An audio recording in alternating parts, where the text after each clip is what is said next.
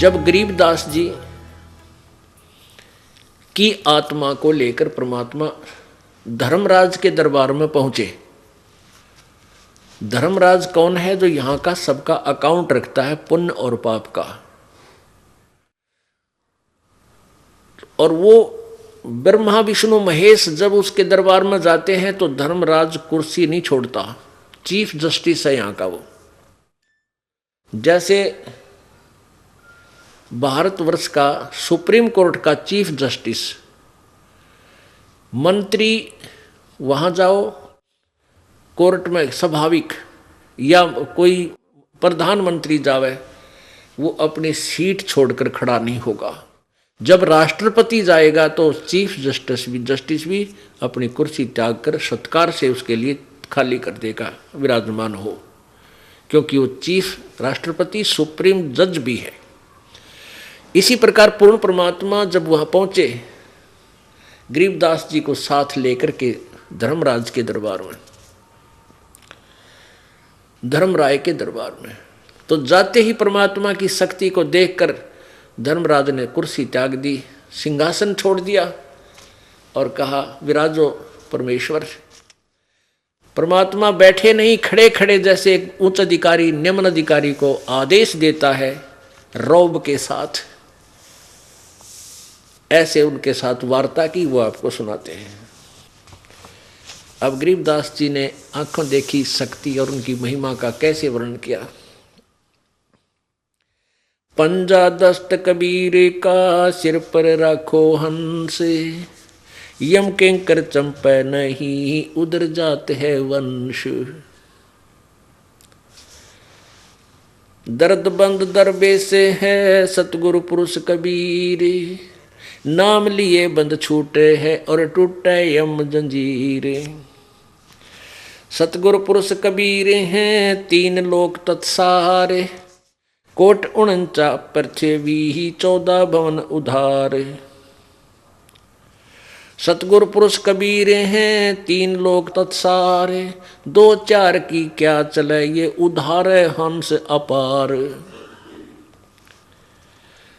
सतगुरु पुरुष कबीर हैं चारों युग परवान, झूठे गुरुआ मर गए ये हो गए भूत मसान। गरीब झूठे गुरु के आश्रय कदे न उधरे जीव, सच्चा पुरुष कबीर है आद्य पुरम गुरु पीव। गरीबदास जी बता रहे हैं कि पंजा दस्त कबीर का सिर पर राखो हंस, और जम किंकर चंपा ने यम के दूत तुम्हारे निकट नहीं आएंगे, भूत प्रेत कभी निकट नहीं आएंगे, और तुम्हारा पूरी वंश आने वाली पीढ़ियां भी पार हो जाएंगी। इसके चरणों में लगे रहना। पंजा दस्त कबीर का सिर पर राखो हंस। अब कबीर जी का पंजा हमारे सिर पर कैसे रहेगा? जब लग हंसा हमरी आना, काल लगे ना तुमरा बाना। जब तक हम कबीर परमेश्वर की मर्यादा में रहेंगे, उनके नियम में बंधे रहेंगे, मर्यादा का पालन करेंगे, नाम खंड नहीं करेंगे, तो उनका पंजा आपके सिर पर बना रहेगा। यदि आप नामखंड कर दोगे तो फिर काल आपको नहीं बख्शेगा। पंजा दस्त कबीर का सिर पर राखो हंस, ये यम किंकर चंपै नहीं उधर जात है वंश। सतगुरु पुरुष कबीर का विखम पंथ बैराट, शिवसन का दिक ध्यावे ही मुनिजन जो है बाट। लख लख योजन उड़त हैं ये सुर नर मुनिजन संत, ऊंचा धाम कबीर का है कोई न पावे अंत। कहते हैं समाधि लगा लगा के ये ऋषि जन न जाने कितनी ऊंचाई तक इनकी समाधि पहुंच जाती है, लाख लाख योजन तक पहुंच जाते हैं, लेकिन परमात्मा के महल में इन समाधियों से नहीं जाया जा सकता। उसका तरीका न्यारा है। अब क्या बताते हैं कि जब धर्मराज के दरबार में परमात्मा के साथ गरीबदास जी गए तो आंखों देखा हाल बोल रहे हैं। धर्मराय दरबार में देई कबीर तलाक, मेरे भूले चूके हंस को तू पकड़िए मत कजाक। धर्मराज के दरबार में परमेश्वर जाकर बोले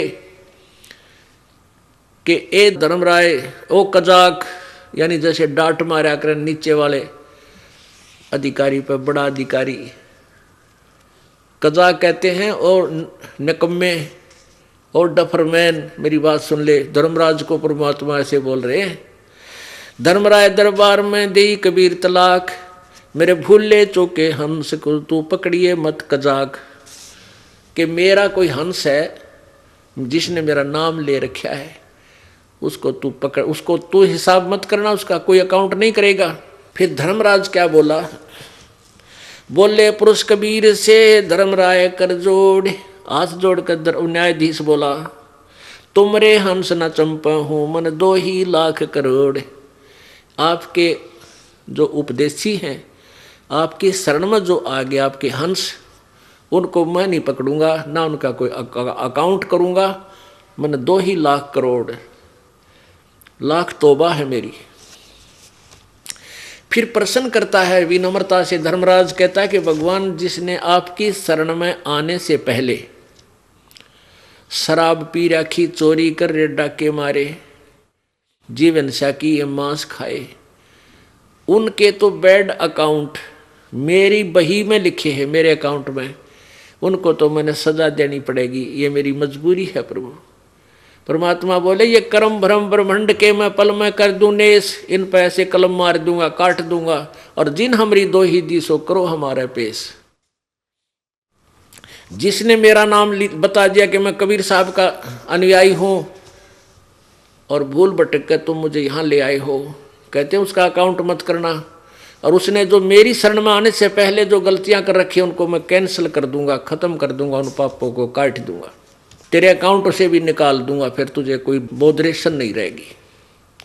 अब क्या कहता है, मद आहारी जारी नरा जो भांग तमाखू खाही, परदारा पर घर तक हैं जिनको लो अकनाही।